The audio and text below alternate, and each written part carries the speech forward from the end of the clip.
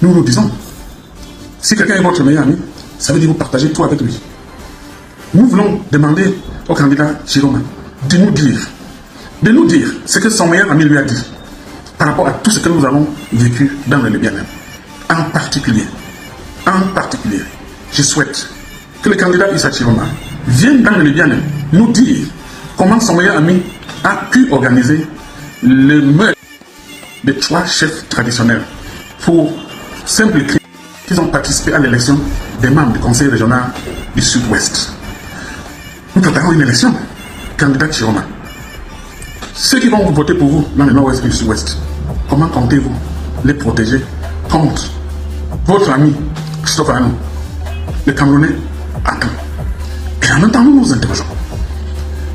Ce qui a fait le cacao fait forcément le café et fera certainement le coton. Les 3 spéculations agricoles utilisent les mêmes insecticides. Les maladies sont pratiquement les mêmes. Si vous avez pu faire ça pour la situation désastreuse que nous vivons dans le Nord-Ouest et le Sud-Ouest, dites-nous quelle est votre implication avec l'autre front de guerre, Boko Haram, qui sévit dans la partie septentrion du Cameroun. J'assume mes responsabilités, candidat Issa Chiroma Bakary. J'attends que vous nous dites, que vous déclarez au Camerounais votre implication sur ces différents fronts. Je vous remercie. On n'est pas président de la République sans expérience. Simplement parce que le gouvernement n'est pas un centre d'apprentissage. On y est parce qu'on a appris, parce qu'on a su maîtriser. On n'est pas président de la République sans expérience. Simplement parce que le gouvernement n'est pas un centre d'apprentissage. On y est parce qu'on a appris, parce qu'on a su maîtriser. Je pense qu'endure notre peuple. Toutes les mesures que je prendrai vont dans le sens du soulagement, de l'allègement de la souffrance de notre peuple. Alors, aujourd'hui, nous sommes confrontés à un problème immense, celui du chômage des jeunes. Nous avons aujourd'hui cette plaie. Nous voyons tous les jours nos enfants mourir dans le désert, mourir dans les océans, à la recherche d'opportunités parce qu'à la maison, malheureusement, il n'y en a pas. Nous ferons en sorte que ce problème trouve une solution interne parce que nous les formerons, parce que nous leur donnerons la possibilité de s'installer en auto-emploi, parce que nous multiplierons les sources de finances pour qu'ils puissent emprunter afin d'être des créateurs de richesses et d'emplois. Je dis donc aux uns et aux autres, Chiroma, vous le connaissez. Vous le connaissez pour l'avoir vu à l'œuvre. On n'est pas président de la République sans expérience. Simplement parce que le gouvernement n'est pas un centre d'apprentissage. On y est parce qu'on a appris, parce qu'on a su maîtriser. Donc, Chiroma est le président de tout le monde. Je compte sur vous pour mon élection une fois que je serai donc à la présidence. Et je ne doute pas, avec l'euphorie que suscite ma présence, je ne doute pas de la confiance dont je suis investi. Par la grâce de Dieu et le soutien du peuple, en 2 temps 3 mouvements. En 2 temps 3 mouvements, nous ferons en sorte que cette nation soit respectée. Soit respectée parce qu'aujourd'hui, malheureusement, le Cameroun est devenu un peu la risée. Lorsque vous rencontrez des étrangers, ils vous demandent qu'est-ce qui se passe-t-il au Cameroun, ce pays que nous connaissons, un peuple baroudeur, conquérant, à l'intérieur comme à l'extérieur. Aujourd'hui, on a l'impression que les Camerounais rasent le mur. Pourquoi? Et bien simplement parce que la gouvernance n'est pas bonne. Je suis des vôtres. Je dis aujourd'hui, compte tenu de mon expérience et de tout ce que je sais de la vie, de la souffrance que j'ai endurée, je ferai en sorte que chaque Camerounais soit fier d'être Camerounais sous la présidence de Chiroma par la grâce de Dieu. Le ministre n'est pas comptable devant le peuple. C'est le président de la République qui est comptable devant le peuple, pas le ministre. Mais le ministre est comptable devant le chef de l'État. Quand bien même il y a solidarité collective au niveau du gouvernement, mais il y a des spécificités, il y a des responsabilités particulières. J'ai eu le privilège d'accompagner le président Biya pendant une vingtaine d'années. J'ai été ministre des Transports, j'ai été ministre de l'Emploi et de la Formation professionnelle, et j'ai été ministre de la Communication, et c'est là où j'ai eu le privilège de vous connaître tous. J'assume tout ce que j'ai fait comme ministre. Je dis la chose suivante. Votre électeur est partagé par l'immense majorité des Camerounais. Tout va à volo, malheureusement. Mais il se trouve que ce que Chiroma a fait, je valide. Au transport, ce que j'ai fait jusqu'à présent, aucun ministre n'a fait. Je suis parti de là il y a une trentaine d'années. Le péage, c'est ma création. Le paysage, c'est ma création. Le fonds routier, c'est ma création. Le bureau de gestion des frais de transit, c'est ma création. Au niveau des transports maritimes, le dragage du chenal du port, vous savez, quand j'étais venu, le tirant d'eau au port de Douala n'était pas supérieur à 5 mètres. Quand je partais, c'était près de 8 mètres. Lorsque j'ai fait créer la SND, c'est-à-dire la Société de dragage des côtes africaines du Cameroun. Lorsque j'étais venu, avant que je ne vienne, il n'y avait pas de Camerounais accognés. C'était des étrangers, en particulier les Français qui étaient des accognés. Il a fallu que je vienne, que je mette en place une loi qui a permis donc aux Camerounais d'être des accognés. En cela, vous pouvez leur poser la question. Dans l'aviation, c'est moi qui ai créé les ADC. Les ADC, c'est quoi? Vous savez, c'est ASECNA qui gère la sécurité et l'assurance des 15 pays africains. Il se trouve que ces pays-là confient à ASECNA la gouvernance de leurs aéroports internationaux, rien que des aéroports internationaux. Tous les aéroports domestiques de ces États sont gérés par ces États. Le Cameroun a fait exception parce que le Cameroun a demandé également à la SECNA de lui gérer ces aéroports domestiques. Quels sont les aéroports domestiques? C'est l'aéroport de Maroua, l'aéroport de Ngaoundéré, l'aéroport de Bafoussam, l'aéroport ainsi de suite. Tous les aéroports qui ne sont pas des aéroports internationaux sont gérés par les gouverneurs, par les États. Et ces États, l'État du Cameroun a confié aussi la gestion des aéroports domestiques à ASECNA. Ça a marché jusqu'au jour où l'État était devenu pratiquement, pas en faillite, mais en cessation de paiement. Vous vous souvenez qu'il fut un temps dans notre pays où l'État est resté pendant 4 mois ou 5 mois sans payer des fonctionnaires. Il fallait donc qu'il y ait quelqu'un qui invente quelque chose. C'est pour ça donc que tout ce que j'ai fait au transport, c'était de la création, de l'innovation, au prix excessivement fort que j'ai payé. Donc, alors, ça c'est le transport de manière générale, air, terre et mer. Maintenant, j'ai été ministre de la communication, porte-parole du gouvernement, je n'ai pas besoin de dire ce que j'ai fait. Écoutez, quand je venais, vous savez dans quel état j'ai trouvé cette maison. Quand je partais, vous savez dans quel état j'ai trouvé cette maison. J'ai été ministre porte-parole du gouvernement pendant 10 ans. J'ai mis à votre disposition, vous les journalistes. D'abord, je vous ai ouvert les portes du gouvernement. Avant moi, il y avait que la CRTV qui avait accès à l'information. Vous pouvez aller à l'aéroport pour accueillir, parce que j'ai acheté 2 cartes que j'ai mis à votre disposition. Vous avez accès à tous les départements ministériels. J'ai donc obtenu cette faveur de vous ouvrir les portes du gouvernement. Je ne sais pas si c'est encore le cas, c'est sous mon administration. J'ai organisé les états généraux de la communication. Vous vous souvenez? Ça a fait beaucoup de choses, n'est-ce pas? J'ai obtenu la possibilité de mettre en place un compte d'affectation qui devait permettre à la presse de manière générale de pouvoir fonctionner. J'avais trouvé la source de financement, c'était au niveau des câbles distributeurs qui ont fonctionné sans licence. Ils faisaient 6, 7, 8 milliards tous les ans, sans qu'on leur en prélève ce qui devait revenir à l'État. J'ai donc obtenu la possibilité de prélever 2% de ce qui revenait à la publicité, plus je mettais donc ces câbles distributeurs à contribution. Avec ça, j'ai créé donc un compte d'affectation. Malheureusement, le ministre des Finances de l'époque, bien que j'ai engagé des démarches avec le ministre d'État Famdongo, nous sommes allés chez lui, ça n'a pas marché. Ça m'est resté au travers de la gorge.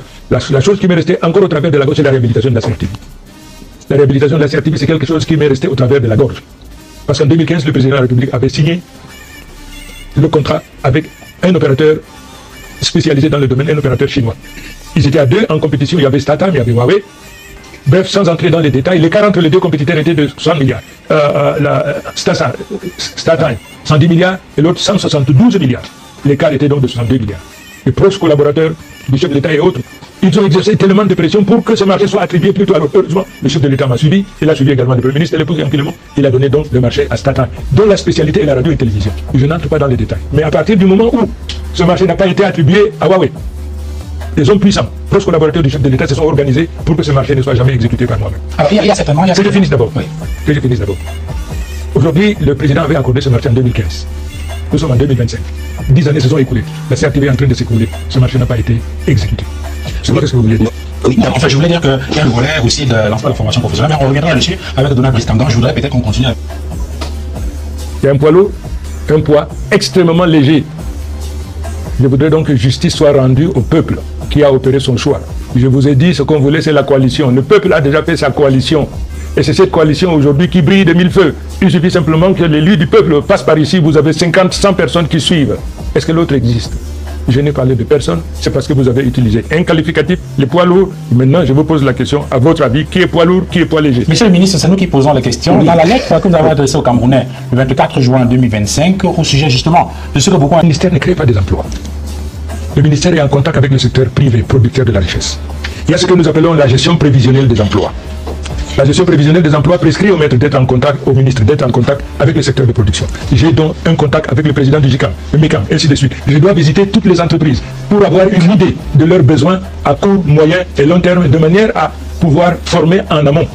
Voyez-vous? Donc, si vous me demandez combien on a créé, je vais voir les entrepreneurs, parce que l'État est saturé. La fonction publique ne recrute plus, et quand bien même elle recruterait, ce n'est pas sa vocation de créer de la richesse. Elle ne sait pas le faire. L'État camerounais ne sait pas créer de la richesse. Alors qu'est-ce que je fais? Je vais donc à la rencontre des chefs d'entreprise.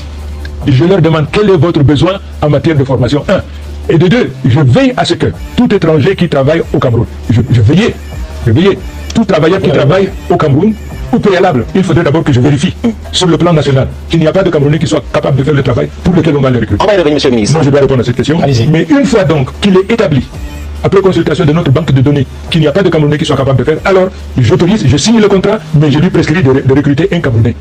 De telle façon que, au terme de son séjour, que le transfert de technologie soit opéré et que le Camerounais soit capable de se substituer à lui au terme de son séjour. Ça n'a pas marché.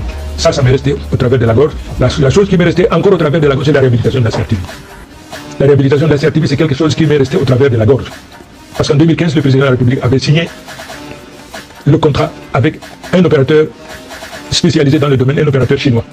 Ils étaient à 2 en compétition, il y avait StarTime, il y avait Huawei. Bref, sans entrer dans les détails, l'écart entre les 2 compétiteurs était de 100 milliards.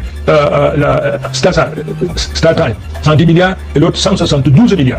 L'écart était donc de 62 milliards.